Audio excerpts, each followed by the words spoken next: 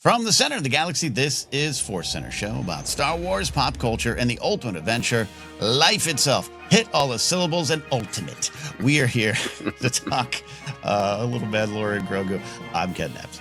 I am ultimately Joseph Scrimshaw, and excited to talk about The Mandalorian and Grogu while I sip some tea from my abstract squirrel mug. Ooh, I love abstract squirrels. Abstract squirrels. Look at they got big tails, and I like it, Yeah. and I'm not going to lie about it. The Sir Mix-a-Lot B-side. Yes. I like big squirrel tails, and I cannot lie. Hey, everybody. This is I wouldn't call this the Mandalorian Grogu preview episode. We'll talk a little bit about the way the movie's been rolled out. I don't even know if the release date matters anymore. But we'll talk about that. But we're also going to just share our thoughts as we both go into the movie and hopefully see where you all land as well. We want to remind you that today's podcast is brought to you by Shop on Fourth Wall. Check out our merch store. Pick up a t-shirt. Help support the show and represent ForceCenter out in the galaxy. Get ready for Star Wars Celebration 2027 if you're one of the fortunate individuals who, after hours of waiting, were able to get a ticket.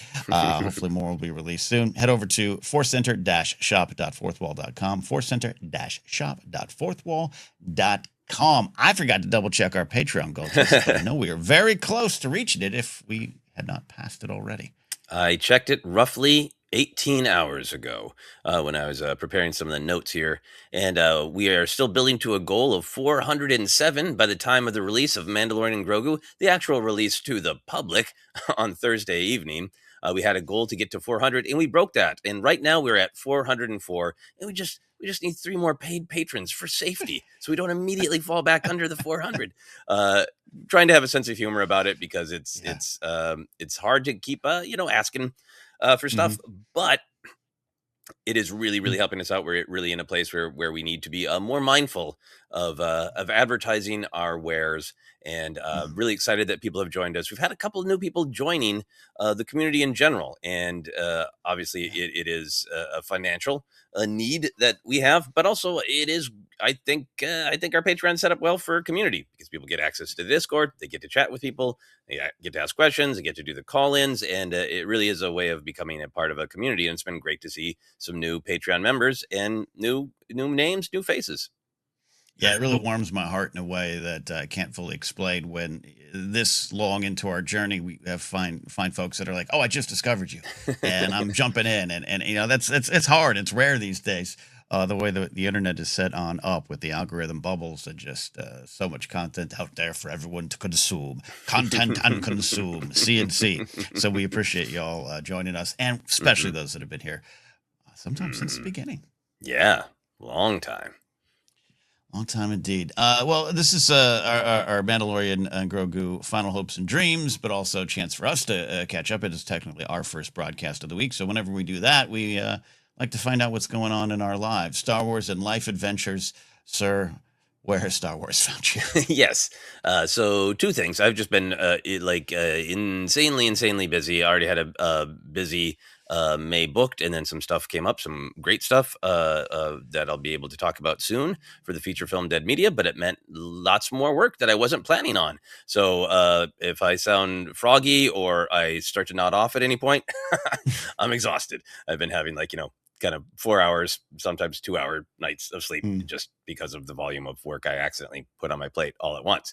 So my Star Wars adventure in that is my wife and I are really committed to trying to rewatch all of Mandalorian episodes, including the full Book of Boba Fett. So Star Wars has been my respite. It's been like the one thing that isn't work that I've been doing in the last week is, well, I gotta eat. So I'm gonna watch an episode and a half of Mandalorian with my wife while I do, and man, we'll talk about it as we get into the heart of the episode, but I've really been enjoying the rewatch. It's been great to watch it with distance. It's been great to hear my wife's thoughts. It's been great to revisit the controversies of specific episodes. Last night we watched the episode of Book of Boba Fett where Luke presents Grogu with the choice, and we were able to have a real nice conversation about does that bother you? A lot of people were bothered you. Do you think Luke's being a bad guy and all that kind of stuff? So it's been fantastic. other is not a Star Wars adventure, but I just saw it on the news and I want to acknowledge it, that the fantastic Star Wars voice actor and voice actor of many things, Tom Kane, passed away. We knew that he has been having health issues for a while, but just an amazing job in the Clone Wars. That old timey announcer voice at the beginning of Clone Wars, so fantastic among all the other characters that he did, but just such a great reinvention of the crawl, a different approach on the crawl, an audio version of the crawl that is harkening back to the same era, and that so just declamatory of revealed, this thing's happened. You know, shock and awe, Obi-Wan's pants, just whatever the episode is about, just that big, it grabs you, and then sometimes just full of, like, with all that excitement, just miles of exposition at the beginning of an episode, right? And all handled with such enthusiasm and clearly related to like old film serial and newsreel announcements, but without becoming a parody of it. Just fabulous. So thank you, Tom Kane, and I hope many adventures in the next place. Yeah. Well said. And yeah, I agree with you. I mean, his Yoda is obviously wonderful, but yeah, that when you stop and think about the newsreel choice, right? Like, hey, how should we do this? Remember those old newsreels? Yeah, let's do that because it's the Clone Wars, and World War II would be kind of how a lot of people decide where they get information. Like, like you're right. That starts at parody almost, right? That's like, let's pay homage to it. But he brought something wonderful and warm and authoritative to it that I never questioned it. I never questioned it. It was just like, oh yeah, absolutely. This would be the case, and it has the spirit of fun, but also steeped in the nostalgia that Star Wars DNA has in it. So yeah, rest in peace, Tom Kane. Star Wars family lost there. So those a sad adventure and a fun adventure of watching Mandalorian. What were your Star Wars or life adventures, Ken? Same at the time of recording here. I think I'm about 2 episodes away from getting through all the Mandalorian. I did not do Book of Boba Fett because I had done it not too long ago, so it was kind of still fresh in my brain, and I know I didn't have the time. So I'm going to kind of, while I'm editing this episode, try to get through it up until the time I got to get in my car. I am and seeing the movie tonight. That wasn't necessarily the original plan, so I had to be. I was like, yoinks! I got to speed up Mando. Same thing, having a lot of fun revisiting it. We're going to re-release our Mandalorian Chapter 1 review this week on the network, and it was fun to kind of poke through that and revisit some of the initial thoughts, and a lot of them still remain. And the Mandalorian series is just it is a warm spot for me, and it's not always been perfect for me, and it's not always been perfect for everyone out there, and it's just one of those I don't need it to be things. But also, in looking back on our review, one of the things we were talking about at the very top was just the fact that, especially for folks like you and I, a little older, who Star Wars came in big bunches, giant, world-changing bunches, but it did vanish and kind of move to the back seat a little bit over the pop culture history. We were just so overjoyed to have Star Wars on our TV, new Star Wars, live action Star Wars, and that kind of still holds true for me. And Mandalorian and Grogu, just the characters and their adventures represent that still for me, and that's what I'm carrying into the movie, and we'll talk about that. But yeah, so that I have not gone to Burger King yet, and I don't know if I will make it there. I've heard some of the prices, and that's not in my budget right now. But I'll say, hey, Whoppers don't sit well with me anymore. All right? But my wonderful special lady, Taffeta, did go to Burger King by herself the other day, and she has a way of charming people, and just was like, hey, what's going on with those toys? Like, what's going on with the Mandalorian toys? And sweet talked herself into the full collection of like bottle toppers or kid toys or something. There's the glass or cup that everyone wants, and she's like, here, I got this for you. So now I own these Mandalorian toys. It's bringing some kid-like joy. So that's been my Star Wars adventure. Yeah. That's great. I knew I knew Burger King was doing a thing, but I haven't looked more closely at what it is and if I need to clutter my home more. But I did buy the Black Series Mando and Grogu because I saw it in the wild. And at this point, it's funny to me. Yes, I have many, many action figures of both of them. And do I need more? No. but I want them. It's the summer of Mando and Grogu. Yeah. You got to get that packaging, man. Yeah. That's a different thing. It's so beautiful blue. The lettering is blue, Ken. The figures are mostly the same, but the lettering on the box is blue on this one. I was out in the wild too and saw a collection of the Black Series ones in the blue, but then the reason that stood out to me is there was the Mando that was brown. I was like, well, that's not from the movie. They're trying to pass this off as in the movie. That's not there. Did not get them. All right, let's get into it here. Sir, you got some stuff planned for us to look back and look ahead with this Star Wars film. That is right. Yeah, the goal of this episode is really just kind of reflect on the journey and our hopes and dreams for the film. And I think that is both creatively and also, at this point, just being honest about it of kind of it is both a thrill and can be a rocky ride with the amount of discourse and the kind of discourse that goes around, not just Star Wars, but any big pop culture event. Just thinking about how to manage that is important too. So I want to know first, Ken, exactly what your viewing plans are. I know you're going to see it tonight, but are you planning to see it other times? What are you expecting out of tonight? And is this experience after 7 years going to be real different than the routine that you built around those 5 Disney Lucasfilm films that got released in rapid succession? Yeah, this is a great starting point of the conversation. Yeah, a lot of things have changed, and I'm not sure if I'm happy or understanding all of it, but also am less worried about that kind of stuff in the past. So yeah, I am seeing it tonight, which was not the original plan. It's a fan event screening down in Century City, so I'm heading there. Other than that, I don't know when I'm going to see it again. I had an opportunity to go with you maybe Thursday night, but I got a work event I got to go to for the channel I produce, Culture, Faith, and Politics. And then we're going to try to record our review on Saturday. And I'm like, so it's Friday, but I got too many things to do on Friday. So that's a problem. I'm going to make it happen, I think, because I want to see it twice before I sit down and talk about it with you. So, but it's been different. It's been, I think I've disclosed I did go to a fan event. In order to get this fan event I'm going to, I kind of showed my face with Taft at another event. And so I went to one of the preview ones that, I saw the first 18, 20 minutes. And I didn't want to do it because I just was like, I want to be able to sit whenever I see it. I want to be able to see it and see it pure from the start. The Lucasfilm logo comes up and I'm transported away. And I was a little grumpy about it. But it was also just like, I'm in a weird spot of like, I've hidden away my Star Wars love in some ways, not on ForceCenter, but I've never, been online a lot posting about Star Wars, at least not in the 5, 6, 7 years that I'd say this period of time we've been in.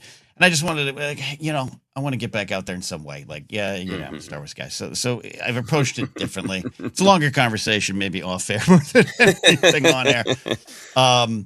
But so I'm okay with it. But I'm also, I mentioned in a side up top of just like the release date seems to have meant nothing, which is not new for other films with the press screenings and fan event screenings. All that stuff's new. I know a lot of people have already seen it that didn't go to any of these like press screenings or didn't go to the premiere. And the premiere was last week as well. And it's just been confusing because I got people texting me like, hey, I want to talk about it with you. I'm like, I haven't seen it. Well, how have you seen it? Where have you seen it? Are people pirating or is it? No, going to screenings. So there's a lot of like sneak peek preview screenings all over town, and I'm just like, okay. Did the novelization come out 6 months ago secretly, and we don't know? and this is not to take it away from anyone who's got to see it. And again, this is not necessarily abnormal, but it just feels this time around. I know there was a lot of conversation about the marketing of this film, which I think ended up being in a pretty normal spot. And there's interviews coming. Our pal Mark Ellis interviewed the cast on Friday. Those videos are still coming out for Rotten Tomatoes, and he was telling me about it, and it was great and everything. So the marketing, I think, ended up getting to where it should be. But help me. I don't recall a Star Wars film, any of them, Jedi, Empire, New Hope, that has just been brought out. Like, you want to see the first 20 minutes? It's like Favreau's driving around in a car, like, hey. I got it on my laptop. You want to see it? And it just feels a little in the trunk. Yeah, it feels a little different to me. And it's not bad. It's not worse. It's just different. And that's kind of where I'm at as I go in to see this film this week. Yeah, I really agree with you. I think it is this sort of obviously times are changing. The theatrical marketplace has changed for all the reasons we know of. Yeah. It's expensive and things come to streaming quickly. So why would people go? And Star Wars is in a weird place where it was this incredibly special event with the original trilogy and the prequel trilogy, and then the return of the sequels was an incredibly special event, but then Solo didn't do as well as it should, and all that kind of thing. Yeah. And those, are we oversaturated? And so it's coming out in this sort of weird time for the world that has nothing to do with Star Wars, and also like how do we return to the theater? And I'm not convinced there wasn't some push pull between different leaders of Disney about the strategy to release this film. So it does feel like it's a whole, it's not one thing, a whole confluence of events from changing times to the nature of this film itself. But it Mhm. does feel a little more Carnival Barker, of Mhm. like, we got to convince people that the negative talk is wrong. We got to show them that no, it's not just Disney Plus. That's what the first 20 minutes thing feels to me about. Like, Mhm. Mhm. yeah, we got to get people talking that it's amazing. So it feels like, and they did ramp up. I was at a store and hey, there's Grogu Nilla wafers and there are billboards everywhere, and like they ramped up. They're Yeah. giving it the full treatment. Yeah. Yeah. After lots of articles were saying the future of Star Wars is a movie that's coming out in 2027. But we got this one if you want it. So to me, it's sort of like it's a little bit like, do you want it? And now that it's closer, like you want this, don't you? Right? You want this is the way I have Yeah. received it as a human. Yeah. Yeah. And we'll dive into more of it here. And this is not a negative. It's not a negative. I have a feeling going into this film, and I've removed myself from reactions and people I even know. I got some vague texts from Alex Damon just because he was happy. We were talking about he and Molly's experience at the premiere, so I got a little bit from him. But like, I don't know a lot of people's opinions on the movie yet. I've tried my best to pull away from that, to be clear. But I have a feeling going into this, I'm calling it like free baseball, extra innings. Like this wasn't supposed to be, and that's not about it. Should have been a TV show. Should have been forced. Not that at all. It's just that this wasn't on our radar screen. This wasn't announced. No one came out at a convention. Suddenly one day it was like, movies coming out. And then the big changes happen up top of both Disney and then Lucasfilm. They are looking to Starfighter. They are looking to the future. And then right here, you kind of got this thing. And I think that's all it needs to be is this thing. And that's helping me going into this film. That's helping me with some of the expectations I had for it in terms of story and lore and stuff. But you know what? If it's just, and you're right, there's this big, hey, come watch it, push. But there also has this kind of vibe of like, look at this, a Star Wars film. I don't know if that's good or bad or just like, I don't know. I Yeah, don't know. and Jon Favreau, bless his heart, is going out there and to me saying all the right things and clearly proud of this film and clearly put his heart and soul into it and clearly trying to let people know it's a big, spectacular, heartfelt, adventure with warmth and humanity and stakes and all those things that you want from a movie. So hey, Yeah. kudos to Jon Favreau. Yeah. Yeah, it. I had gotten over those 5 films in the initial Disney Lucasfilm era into a real routine of like, well, I see it on Thursday, and then I watch it on Friday afternoon, and then probably Saturday afternoon, and sometime on Saturday afternoon, we probably record our review, and then I see it at a different fun theater on Sunday or Monday with my wife, and I booked a little bit of that because I did want to kind of rekindle the magic. So I'm going to see it on Thursday, and then I'm going to go see it with my wife on Friday, and then on Monday, hopefully it'll still work out for us to see it at El Capitan, which we kind of like just seeing it at the different theater and that. But it isn't the same sort of like stop everything, And part of that is the holiday too, of like, and people have been saying this forever, of like, I'm excited for the different vibe of having it come out in the summer and having it be a fun summer movie. Go buy your Mando Grogu pool noodles and whack each other in the pool. But it is people do have a little bit more free time in December. At least I did.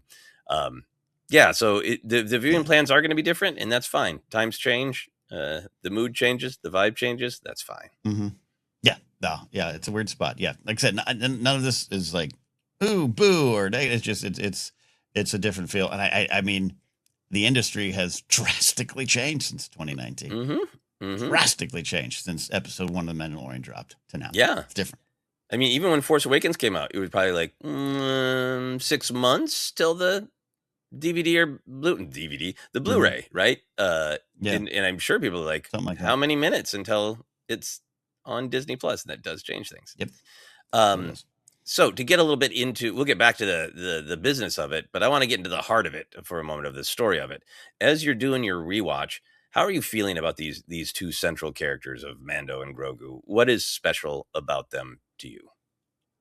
It's truly the connection, and it's truly the smaller, kind of warmer moments that I think gravitate more towards now. Whether it's the little jokes or humors, that pop up, but just how they both grow and connect. Almost, I'd say, from the second episode on, when Grogu's trying to heal Mando after the fight.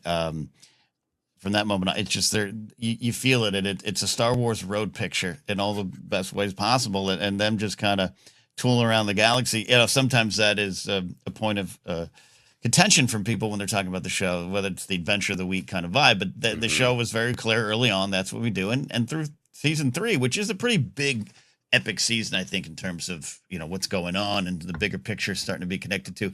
But it's still got. I think I almost forgot, even though I do love watching season 3. It's still got we must go retake Mandalore, but first you got to go over here, and I've grown to like that even more when I'm with them. I'm just hanging out with these two friends. I'm hanging out with these friends of mine, and they're just going on these adventures, and they are the story. That's why I do love the title Mandalorian and Grogu, which I know a lot of people don't like or didn't like when it first came out. I understand it, but it's still like this is what it is. Their bond is the story, and I've had more fun with that on the rewatch. Yeah, I really agree with that. I think they're so likable. They're so charming. They are so on the surface different from day-to-day folks in real life. Sadly, I am not a man who wears armor and is really, really great at fighting, and weapons are not my religion. And I'm not an incredibly adorable magic baby. I'm sad for both of those things, both of those paths not taken. It's a loss, yes. But it's that great Star Wars magic of they seem so fantastic, and they make you, at least me, want to buy too many action figures of them because they are so fantastic. But that's just the surface. The reality is so relatable. I'm also lucky not to be orphaned by horrific violence. But I think that being both of their sort of origin stories of we grew up with a rough time, and we were wounded very badly in our youth, and almost everything we are doing is a response to the wounds of our youth. And one of the ways that we respond to that is by seeking out companionship, and that great bond between them of just like, I know you've talked about this, like the kind of friend that you can have, like you can go on a road trip and you just both stare at the signs going by, and you don't have to say anything, but you are absolutely with them, right? They're just on this, they're on this road trip through the galaxy with different like needs and purposes and visions. But that love seems to just be like the moments where they're just like drinking soup together when they're looking out for each other, is the bond. And with it's just like that great Star Wars balance that they are characters capable of great violence, of great compassion. They're both evolving and choosing more and more compassion. And then within that, I forget just how charming and funny it is. Grogu, of course, is, adorable, but they do so many great moments of great deep emotion.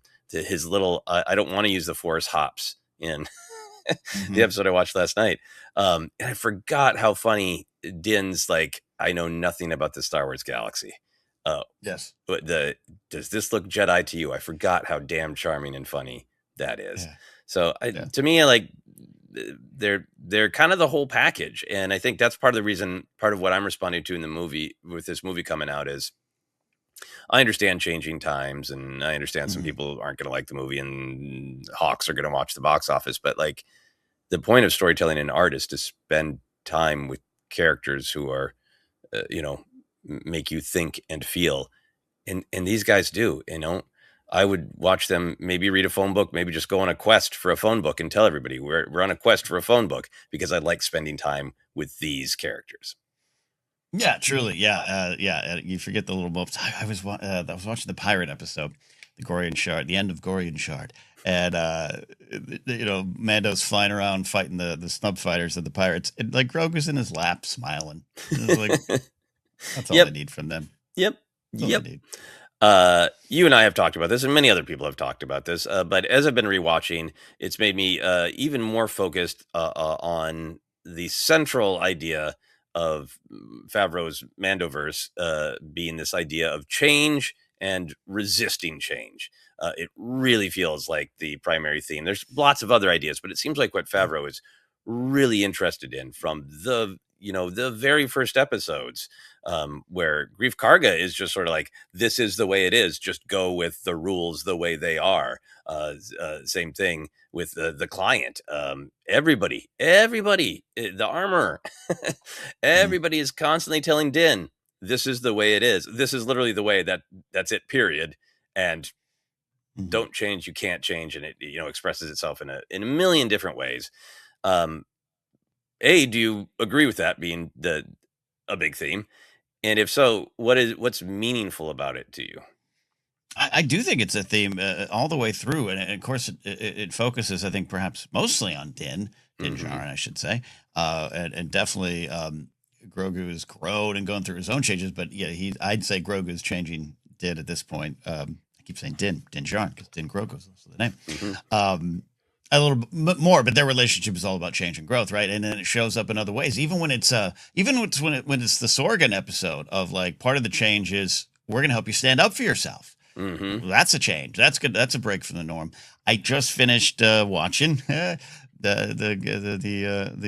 episode with Jack Black and Lizzo and Captain Bombardier, and I know that starts a lot of conversations at parties that don't go the way that goes with me. I think it's a wonderfully weird episode. I do think it is completely weird and bizarre and seems to be off the side. But that is about a society that has enacted change and growth. That is about a character, Captain Bombardier, who worked for the Imperials, worked to cause harm, and he has grown and changed. And what does that look like? What does it feel like? And can you trust someone to do that? And then someone on the inside, Christopher Lloyd, not wanting change. And it's all the way through it from episode 1, especially the end of episode 1 with the finger touch that changed the galaxy, or marketing, to the very end, and the idea of the those in the Imperial remnants not wanting to give up. I think it's so key, and it's fascinating for John to focus on that, because that to me is very political as well, not necessarily in complete nuts and bolts political way, but in terms of politics as morals, and politics is how you see the world. And I went through a lot of changes, so I connect with a lot of the journeys that are on display here, and I think that's great. And that's why one of the things I don't necessarily want John out of Star Wars storytelling, because I think the way he approaches things is so simple and direct that people are picking up the messages, even if they don't know it. Yeah, no, I mean, there's so many explicit ideas with Din Djarin and Grogu needing to grow beyond what they have known. I love the choice of Boba Fett being like, I had a different experience and I learned the value of a tribe, and I don't want to be a gun for hire. I want to have agency and make my own choices. And even Fennec having that great pushback against him, like, is that the way to do things? And yeah, it's everywhere.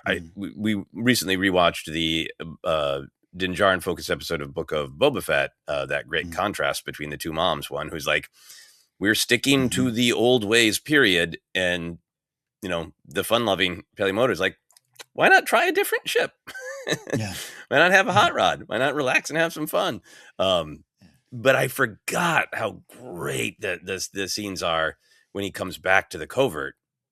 And it's totally like, I went away to college and then I went back to hang out with my pals who didn't go to a different place for college. And like that line where he's like, I met a Jedi, and they're both like, what else have you been experimenting with out there, Din Djarin? And I don't hate droids anymore. And like, how much maybe even to himself, he's like, I thought I wanted to come home, and obviously he does. And in season Mm, 3, the armor mm, shockingly changes, realizing yeah, the need for it. yeah, Bends a little bit. yeah. Um, yeah, it's so powerful to me because I think we all do need to change, and I think a lot of the horrors uh, in our society are because of people who do not want to Mm, accept any change, even change that doesn't affect them. mhm, Just it is a mhm, thing to be attacked, like a mad mhm, scientist's lab with a pitchfork. Just attack it because it is change. And I think any messages that we can get into people's hearts and souls that like it's mhm, okay to value your traditions, and it's also okay to question them, and it's okay to say what works for me then, does it still work for me now, and can I make a compromise, and can I value the old ways and try some new ways? Like, it's all just so incredibly um congrats to John Favreau for mm, just the mm. ultimate middle-aged guy storytelling of like, oh, change, that's good. Yeah, yeah, I mean, wow. So much of our life is just shit because yeah, middle-aged men will not change or let anyone else change. And John Favreau is like, this is the way. Bleep and yeah. change. Change. Yep, yep, yep, yep. Indeed, indeed. Especially, I think about that armor stuff at the end. Yeah, yeah. I know they maybe left some storytelling on the table, so Hmm. people think with the armor and everything. But Yep. in the end, that's not what the show was doing. It's Mandalorian and Grogu. But yeah, let's walk both ways. How about that? You take Yeah. your helmet off. I'll keep mine on. Yep. Yep.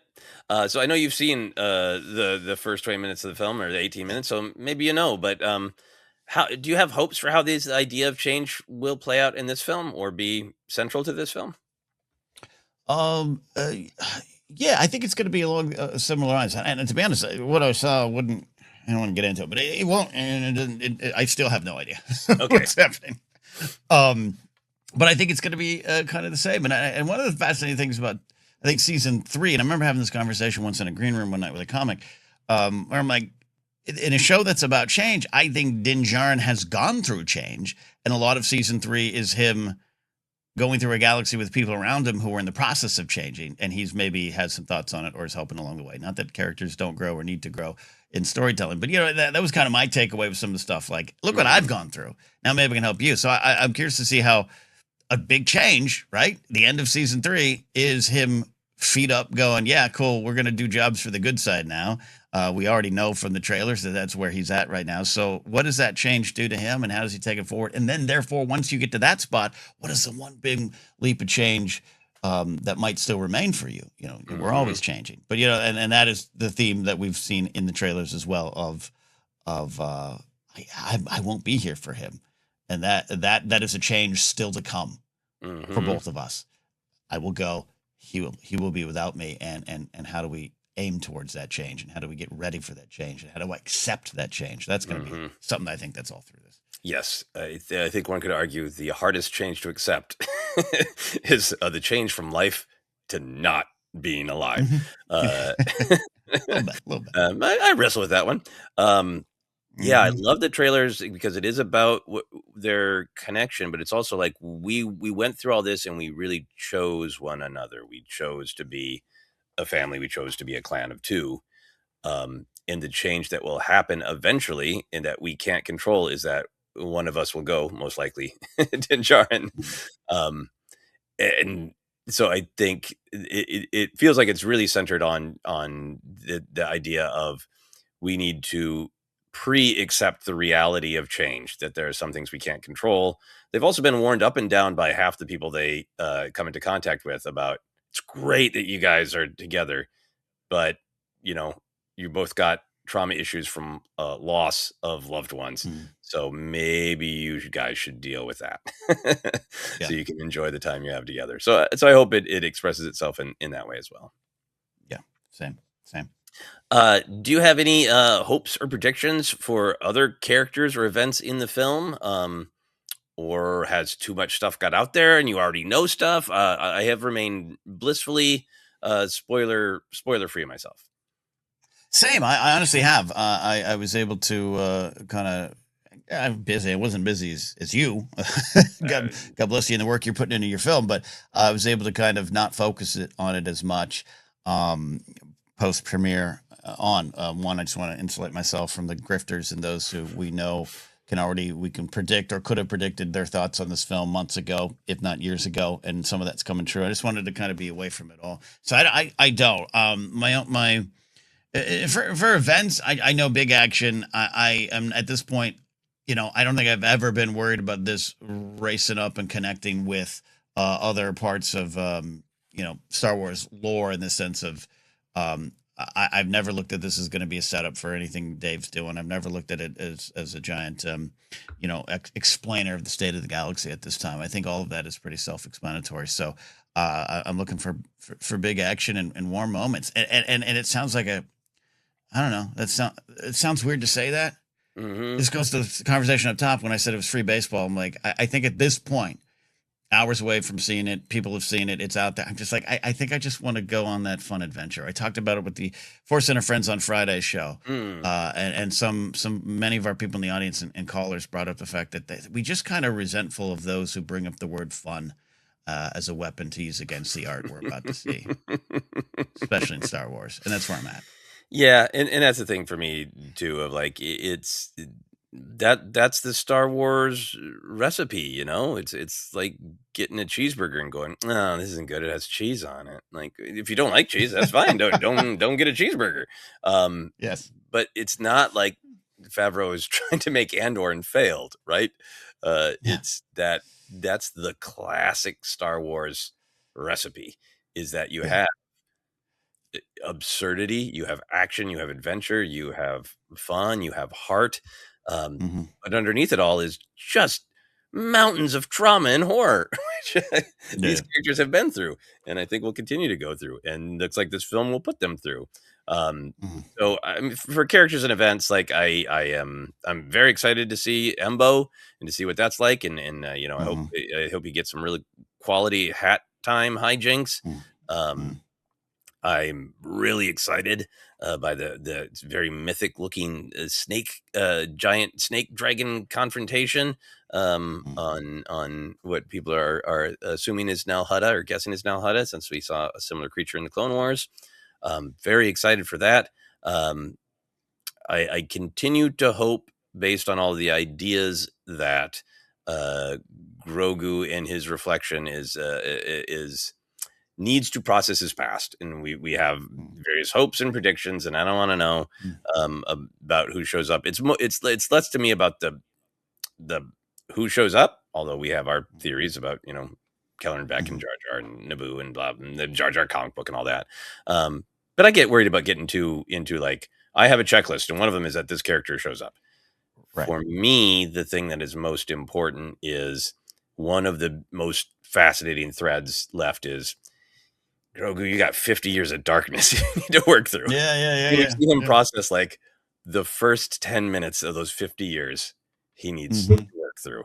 And it's so the heart of things, of like, look back on all the times of loss I had, all the times I didn't have Din Djarin, all the times I didn't have community in a tribe, and I need to find a way to enjoy them and accept losing them. It's just like, it's so on the table, and I really hope that we go there.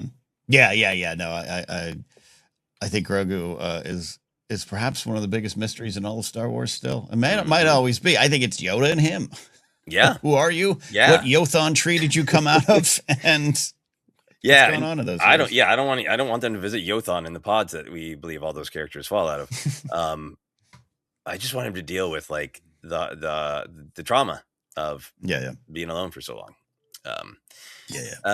What do you hope for? We've kind of maybe touched on this a little bit, but what are you hoping for the vibe of the film? What do you want to feel like walking out of the theater? Oh, cool, man. What an adventure.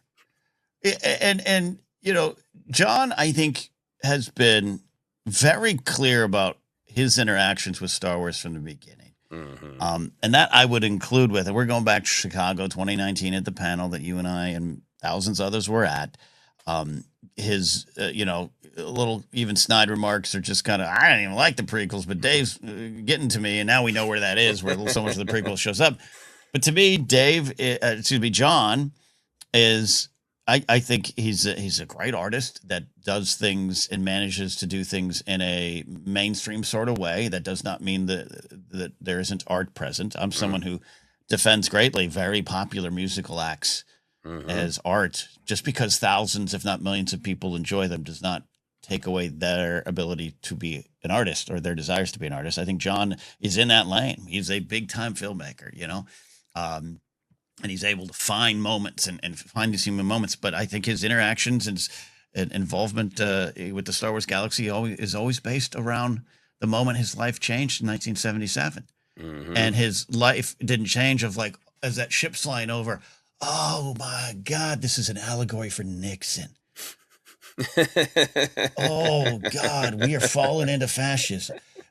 That's all there, and that's all what George wanted to do. And you and I grew up in an era too where that was present, but Ewoks weren't anything other than Ewoks to us now, and they always were what George intended. I think Mm-hmm. it always was a political series. We know that. We know that from the Star Wars novelization. But John is coming from this like let's go on this adventure that does have meaning. Mm-hmm. It does have purpose. But that summer changed my life. He knows that he can't reinvent the wheel at this point. Mm-hmm. He's played with the tech and this and that, but you know what I mean? Like, I think that's what he's carried from the beginning. What if Boba Fett was rolling around the galaxy? Well, we can't do that. Okay. What if the Mandalorian was going around the galaxy just doing things? And I don't even know what's going on. I don't read the comic books, Dave. I didn't watch that. What's going on, Dave? It's just okay. You tell me to put in the show. I want a gunslinger. Oh, we got a guy, Cobb Vanth. That's John, man, and I think it's been on display. Him coming out at the premiere, that clip's gone around. No spoilers in it, but just him saying 49 years ago, my dad took me to see Star Wars. My dad's here now. Oh my God, I have not watched that clip. Yeah, this is what I want, man. And I want a Cubano. I'm gonna make it myself. Yeah, I think maybe Jon Favreau falls into this sort of category of we have a little bit of a cultural bias to see tortured artists as real artists, and Sure. Favreau just Yeah. seems like a guy who's just like, I like film, I like storytelling, I have strong opinions about it. It's got to have heart, it's got to have depth. I do think the Book of Boba Fett is a big daring swing. I mean, he had to know like lots of people out there want the man of mystery, but you know what? That's not who he's been since 2002. And he had great quotes about like Star Wars is great because it's got all the fun action and adventure and cool guys doing cool things. And, but it all works because it has heart. Maybe Yeah. you enjoy it the first time because it's the pew, pew, pew and everybody looks cool. But you keep going back to it because even if you weren't like writing an essay, it is speaking to you. It is speaking to you on a deeper level. And I think his commitment to there's always got to be a deeper level. It'd be a cool scene to have Boba Fett be an unknowable man of mystery, but Star Wars has got to have heart. He's got to change. Yeah. And I know maybe there's even some people listening who are like, no, he doesn't. And everybody has a right to their opinion. But I think Favreau is such a committed artist. And one of the things that he is committed about is heart. Mm-hmm. I agree. Yeah. I agree. Yeah. I've never had a chance to meet him or interact with him. I know some have, but I think he'd be, I think he'd be a great hang. And you know what wouldn't come up, in chapter 7 of Mandalorian, you put this line up, he'd be like, "Oh man, I don't even remember, but we had a lot of fun doing that, right?" Yeah. You want a grilled cheese? Like, yeah. That's it. Yeah. So good. So I guess for to answer my own question, the vibe, like I am hoping for a summer Star Wars movie that kind of that has it all and some moments of heartbreak in that, but a little bit of that sort of walking on air feeling that the original film had, that I think the Force Awakens had, where you want to ride a bike fast and put a baseball card in it if you're of a certain age. I think I'm going to walk home from the theater, but maybe I'll make the bicycle vroom vroom sounds with my mouth. But I want that feeling of, Solo had it too, of like, what a fun adventure, meaning, depth, but wow, what fun. So we also touched on this a little bit, but I want to dial in. It's been what, almost 7 years? Is that right? How does math work? Yes, Yeah, 6.5-ish years yeah. since Star Wars is in the movie theater. We're going to talk a little bit about all the navigating the difficulty, but first I want to talk about, like, for you as a fan, when you can shut out all of the noise and the questions and that, what does it mean to you after all these years to be sitting in a theater watching Star Wars stories up on the big screen? It means a lot. This is what you and I and Jennifer and others do in terms of a job or a part-time job. And it's became something that's in our life ingrained, but we're still, Star Wars is our thing in a lot of ways, and we have other things as well. But I'm invested in not just the franchise as a business, but what it does to my life and what I eventually allowed it to do to my life. You know, there was periods of time where I didn't talk about Star Wars like this. Always, in fact, sometimes I talked overly negative, even on podcasts in the early 2010s, because I just thought that's what you did. And from 2014 on, from the start of Jedi Alliance with Ma Garrett to now with you and Jennifer when she's able to be here, like, I feel as though I can let the Star Wars flag fly in a way that I thought I never could. And that's what I love about this. And so seeing it in theaters, it does not take away anything from TV to me. It belongs in theaters, but also it belongs on my TV screen, and it belongs in animation form, and it belongs in live action, and it belongs in books and comics and video games. You know, Star Wars can affect you in many different ways in many different places. But it's something really special about being in the theaters. However, my especially with what we're going through up at the top, where the rollout of this is different, and I've seen parts of the film already, and now that that's going to interact with it, there is something to me of I don't know how to explain this the right way, like that thing that ignited you, and you were over the top and full of passion and energy for something, like, I don't know, young love. Oh, I've met this person, and we're in love, and I'm gonna write letters every night, and my boombox is over my head, and this is that, and now here I am a little bit later in life experiencing something new again, and it's not so much that, like, a young crazy over the top big gesture romantic Ken. It's now something different, and it's something present, and it's something felt, and it's something real, and I'm excited for it in a different way. I don't know if this makes sense, but it does in my mind, because maybe I'm going through all this on two sides of my life right now, where Star Wars is back in theaters and the earth has not rumbled underneath my feet. Mm-hmm. Right. And driving to Force Awakens in 2015, I was screaming with excitement, literally, in my Toyota Camry driving to the lot. Tears in my eyes, like, I can't believe this. That still exists somewhere in me, but now it's like, yeah, oh my gosh, this is great. And I have to accept that, because sometimes, holy shit, a new Paul McCartney song that would have stopped my week in 1995. Flaming Pie comes out, and I was like, guys, new Paul McCartney album, everyone sit down. And I'm like, good, Paul. Yeah, it's different, but the love is still there. And that's where I'm at with this film. Yes. It's back and it's good, but my relationship with it is different now. I really like this point, and I really agree. I think much like the themes of the Mandoverse, Star Wars has changed, and I understand that people want it to feel like it did whenever if it was Phantom Menace or A New Hope, and originally called Star Wars, or the Clone Wars animated film, or whatever was your big first experience, or that amazing sleepover you had where somebody showed you the first season of Rebels, or whatever it was, that was that magic.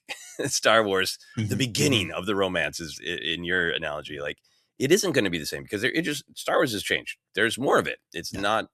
Its value is not scarcity, and that was a part of its excitement at different parts along the road. So I want to let Star Wars change and figure out, how to enjoy it differently, because it isn't about scarcity. And I've been thinking about this a lot, of, like, you and I certainly know people our generation. A lot of these folks are very old or not with us anymore, but it was common for us to know people who, like, grew up during the Depression, right? And they'd be like, "Oh, a thread fell off your shirt. I will save that because I might need a thread later," because they grew up in absolute scarcity, right? In many ways, I feel like we grew up in a certain kind of art and pop culture scarcity. There weren't a lot of things like Star Wars, and there wasn't a lot of Star Wars. And, I think it kind of happened for me too, of like comic book accurate superheroes, connected storytelling. Um, and I feel that way about like some music, some stuff too. And, Mm. finding a book or a record I want, like, when I got into Frank Sinatra and Sammy Davis Jr. and that, like, I would find out by the sleeves still on the old records what other records existed, and then I would hunt them. Right. And now I go online and buy them. Yeah. The amount of my life where a part of my love of things was thinking about, ooh, will I ever get to see it? Ooh, will I ever find it? A large amount of my life, a large amount of it was like the scarcity and the hunt. And that's just not life. Money is scarce. Yeah. Compassion is Yeah. scarce. But stories aren't scarce. The worlds I like and the bands I like aren't scarce anymore at all. Yeah. And Star Wars is a big example of that. So I'm really thinking about, letting that go. And what I think about is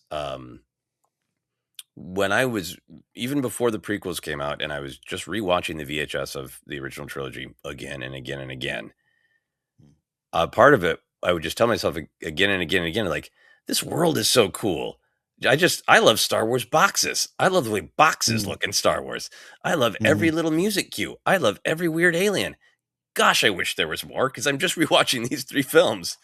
And now we have the joy of that. And so I want to just enjoy, especially with this film, of I love these characters. I love this world. I love this aesthetic. I love the sound of Mando and Grogu in particular, with Ludwig Göransson. Like, I want to be grateful that I get that more that I dreamed of, and get to just sit there and bask in the atmosphere, as well as the story. And was this particular film good? But just the joy of, I get to be in a big dark room with other people and be totally immersed in this world. Yeah. No, I think we're in a similar spot. I think a lot of folks might be in a spot, and I think there's something to be said. That's why I brought up the examples of either young love versus older love, or for me, I said Paul McCartney, only because I saw him on Saturday Night Live this weekend, and I'm one of those Beatle fans where just like it was all the world to me, and then and it changes. But I think we tell ourselves that maybe I don't love that as much as I did, because I'm not reacting the same way. But you are. It's just different, and it's changed around you. Like I said, Star Wars is not scarce. Even if they stopped tomorrow, even if next weekend they're like, guess what? We've changed our minds. Everything. This is the last new Star Wars thing ever. It would still not be scarce. And so I think where I'm at going to this film, it's very philosophical, maybe because also where we are all both in our lives and everything, where I'm just like, I got to remember that just because I'm not crying in my car driving to the screening tonight does not mean that this does not still move me on many levels. It's just a different way to take it in now. Yeah, no, very much agreed. So we transition from love to coping with some difficulties. So Star Wars reactions will always range from joy to valid critical analysis to just casual internet snark, which I think I see a lot of it on Facebook, of like, hey, these people don't hate Star Wars. It's just kind of an easy drive-by thing to make fun of. We'll get the box office dissection, and we'll get the bad faith grifters who just want to monetize anger. So there's a lot of reactions. How are you going to navigate all of that for yourself this time around, as a fan and a broadcaster? I'm trying to be aware of it. I like understanding what people are feeling out there. I think it helps our conversations, right? I think I want to know what the tone and temperature is, not just in the ForceCenter community, but at large. But now I think it's because it's become so predictable that, and it's also become a place to experience financial reward if you talk about pop culture in a certain way, and that's just in my craw permanently. And there's people out there I consistently have to, be in I don't seek them in my orbit anymore, but they always seem to find their way. And I don't care of their opinions. I went on a little mini rant Friday of just like, that's so boring to me. Your negative takes on this. I know there's critical reviews, and there's things, that are out there to be discussed, if that's how you're just discussing it, including the business of it. If you're Mm-hmm. fair about it, the box office has a big asterisk around that conversation now, different than 10 years ago. But it's just, I'm not interested in those conversations for this. I'm interested in how this makes you feel. Mm-hmm. And if the answer is bad, like it make me feel bad. I angry. Like, okay, then we can talk about that and the why. But I'm more interested in these times, quotations around these times of people celebrating what they love and putting that on social media, saying, I like this song. I like this artist. I like this movie. I like this show. My friend did this thing. I like this friend and I like this thing they're doing. I'm more interested in that than a lot of what you and I and others grew up with. And Gen X is perhaps our, one big gift to the world. That sucked. I'm just so not interested in it anymore. Yeah.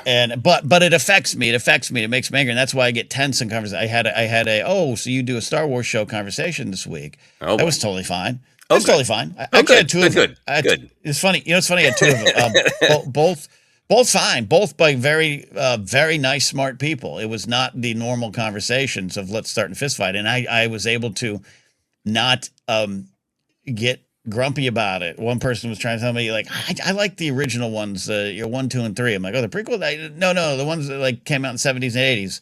Oh yeah, 4, 5, and 6. Yeah, see, that's the thing I hate about it. I hate that because those are 1, 2, and 3. The other ones don't count to me. And I thought it was a funny observation versus other parties. I'd be like, let me tell you why you're. It was fun. And another person, we were having a conversation this weekend, and then they were like, yeah, I got to tell you, I'm more of a Star Trek guy than Star Wars. And I was like, that's great. And they're like, because that's why I like Andor. I think Andor's the more political and I'm like, I didn't do my normal routine of like, well, Solo's more political than Andor from a certain point of view. If you're open to like, I just went, yeah, I get it. So I'm trying to get to that spot because this stuff does rob some joy from me. I let it affect me. I let it affect because you know why? Because I think it affects the world. I think media literacy affects the world. I think we're in a lot of spots where we are in the world because people just didn't care to look under the surface. They don't care. They don't find the origins of things, right? Great. Your obsessions with aliens is awesome. Do you know what politicians you're associated with and what they're trying to do with that? No. And so I think it does affect the world. And that's why it's rattled my brain for the last couple of years. It's a ForceCenter commentator. Yeah. No, I understand because the range of negative reaction is everything from I legitimately didn't like this to valid critical analysis of like, here's these real structural flaws that, made me not enjoy this film, to the just out and out hateful grift. So there's the sorting through all of that of what interaction am I having right now. But I think more than anything for me, this go around of just really, I think I've got caught up in some of it because we talk about it. But I think I might be a little affected by the fact that we've just been doing a lot more shows where we have the chat going or we have call-ins and we've just got a chance to just hang out with folks who like Star Wars. That's always what this has been, but we've a lot, we used to just record more and not have as many just direct interactions and see as many different opinions and all coming from people who generally like Star Wars, but are going to have different opinions about it. There's something about it that just made me want to sort of reclaim my fandom of like, I don't need to have a hot take on social media. I'll post something if I want to. And if there is just a lot of anger and snark, maybe I'll read a bad review. Maybe I won't, but I just want to, maybe it is kind of Jedi about it. I just watched the episode, where Ahsoka's like, where Din Djarin's like, oh, yeah, why are you here watching Luke train him when you wouldn't? And Ahsoka's like, I don't control other people's choices. But I wanted to be here, so I came here. And then when it's time for me to go, I'll go. And I think there's something to me that's just like, yeah, I want to be a fan, and I'm sure I will like it. Maybe I'll have some critiques, but I bet I'll really like this film. And I bet I'll be able to dig in and do a critical analysis of why. And I'm just going to enjoy those things. And, some of the other battle is so much of it isn't about Star Wars, right? The box office battle maybe it's going to be about Star Wars and their choice to do this, and can you move characters from television to the big screen? And it's a valid and interesting conversation, but it isn't really about Star Wars. It isn't really about the story. Was the story successful? And those conversations are interesting to me, the box office and all that. So I will engage, but for the most part, I just like, it's a story, and I want to be a kid with the book. Reading a story, and I'm going to try to keep my focus on that. Yeah, and I know the should this have just been season 4? Was it supposed to be season 4? It's a movie. It just seems like a big episode. I know that's going to grind me down, even if there's some understandable truth to it. I was thinking about that this weekend. I was the X-Files movie seemed like it was a TV episode. The Simpsons movie. I love the Simpsons movie. It seemed like it was a big episode. Like, it's hard to escape that because they're from TV. That's what it is. Yep. You went from watching this on Sunday night on your couch to in your theater. It's going to feel like, it's kind of like the people I knew from my couch. Mm-hmm. Just the way of it. Yep. This is the way. This is the way. Yes. Yeah. Was it meant to be a season 4? I think he just said, I wrote the script, and then I came up with a different, part of the story. It came up with an idea for film, for the cinema, which Favreau has been very clear on. You know what? One of the things I really appreciated in this rewatch of The Mandalorian, it's got the through line story, but in some ways, I think it's the most successful television show. So many of the Disney Plus shows started as a movie pitch, and then they tinkered with them. And I think some of this sort of structural, not everybody feels this way, but some of us feel like a little herky-jerky in the structure of some of the Disney Plus shows is because they are retrofitted films. And I feel like Favreau did a great job making a TV show. That's the point of they've got a general goal every season, but it is an adventure of the week. This is the one where they take the frog lady on a ride. It's the frog lady episode. And I think that because it's such a successful television show, makes me feel like this is going to be a very successful film, because I think Favreau really appreciates the difference in the mediums. Yeah. Yep. Absolutely. Yeah. Absolutely. All right. We will move on into our final questions here. Just some kind of fun questions. First one about Din Djarin. If you could have any of his gadgets or weapons, which would you choose? In rewatching the series, I'm like, those whistling birds, man. That's a good thing. But I still think, I don't think I'd be the greatest flyer, but I still think the jetpack is the most practical. Mm-hmm. I still think, I was in some other parts of LA that I don't go to much. And the only reason, and I was like, this has actually been great. This was a fun experience in another part of town that I've avoided for 20 years. If I could just fly here on a jetpack, I'd be here every weekend. Yes, I was going to go with jetpack too. Like, maybe we could record the podcast in person if I could just put on a jetpack on my balcony and blast over the hills, and then ready to go.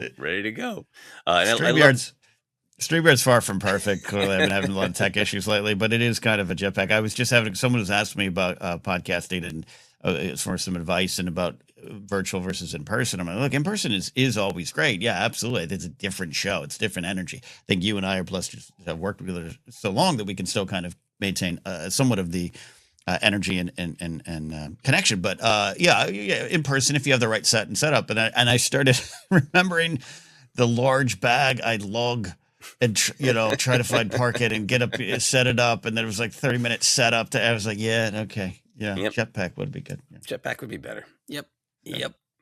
And a final question about Grogu. If you could see Grogu eat anything in this movie, what would you like to see him eat? I'm leaning fully into the marketing. Okay, I want if there's a Grogu space Whopper. Not Grogu space chicken tenders or whatever. I think there's a chicken tender option there. The Whopper is a good burger, but it's the highest caloric burger in the fast food world. At least I think it still has that crown. And it's also tremendously messy. And so I want just Grogu to be face first into a Whopper with tomatoes and grilled onions just falling out all over him. And maybe he puts the burger back together with the Force. The bun integrity of the Whopper goes quickly. It's one of the reasons I pulled off of it too. Like the bottom bun evaporates and you're left holding meat. So yeah, that's what I want. Just go right. Burger King presents Grogu eats this burger scene. I'm there for it. Suck it down in one gulp. Yep. Mm-hmm, And then we could get the peaceful scene of Luke calmly raising Whoppers in the air. Put it together. It's a Burger Time video game. Now he's going to make a McDLT. He's keeping this side cold and this side warm with the Force. Yeah. I want Grief Karga's prophecy fulfilled. He said he's trying to eat me. I want to see him take a guy's finger off. Yes. I want him to eat it in Imperial's finger. That'd be great. I'm good with that. You want chicken fingers? How about imp fingers? Yeah. And then a nice spit out. This film's really going to be about heart, Ken, and also a baby eating bad guy's fingers. Both. Down to the bone. All right. It just sucks the meat off. It's just a skeletal bone. It's just a total cartoon bit. Whoosh, all the skin. Anyway, any final thoughts, hopes, dreams for The Mandalorian and Grogu, which you get to see in a few short hours? Yeah, I'm just hopeful that I'm about to have a good time, and I'm hopeful that that will carry over into the general audience, and that I just don't think we're going to have the big box office win conversations. I don't think you can have that anymore. But maybe Starfighter will be different, and the film industry will be a little different. I don't know, but this just seems to be a fun summer film and experience, and I'm excited for that in a way that is different from the things in the past for me. And like I said earlier, change and growth and just seeing where we're at. And I also think I like with any bit of Star Wars, it's going to connect with people. It's going to move people. It absolutely will have that. But I'm looking forward to the great adventure. Mm-hmm. Yeah, me too. I am just so very excited for the story, for the world, to just spend quality time with these characters, making the hard choice to change. It looks like it's going to be incredibly fun. And just the trailers are like, I know people are like, oh, we had Andor, and then we had Maul, which is, went hard, which I loved Maul, one of my very favorite things. And now we're going to watch a cute baby do shtick. Like, one of the cute shticks he's going to do is process the possibility of the death of his father. Cute stuff. Yeah, cute stuff. So I'm very excited for the fun and the whimsy balanced by the weight of what these characters are wrestling with. And the box office, it does matter for the state of the culture. It matters for the state of the industry. It maybe matters in this instance for what kind of Star Wars gets made, but I think probably less impact since they already got a core set with Starfighter. So I think I'm gonna let box office go and just remember, when I saw Casablanca for the first time, I had no idea how it did at the box office. I'd seen It's a Wonderful Life 17 times before somebody told me, it only got rediscovered because they let the rights lapse, and they started playing it on TV all the time. It was kind of a meh, whatever. Yeah. I mean, there's immediate real world impacts of the box office, but the art and the story lives on, and that's what's most important to me. Indeed, right there with you on that too.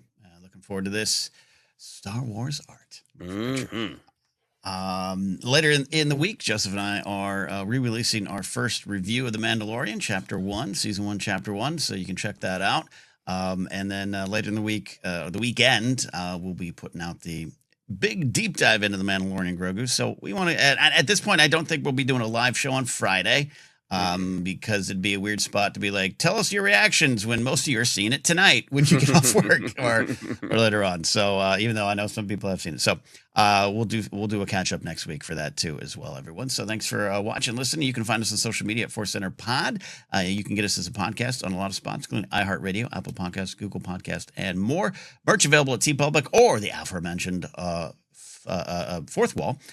Go check out that stuff there if you want, and you can support us directly at patreon.com/ForceCenter and get into that Discord where the conversation will be good. Even if there's some negative things and things don't work and this and that, it's going to be a fun spot to discuss it.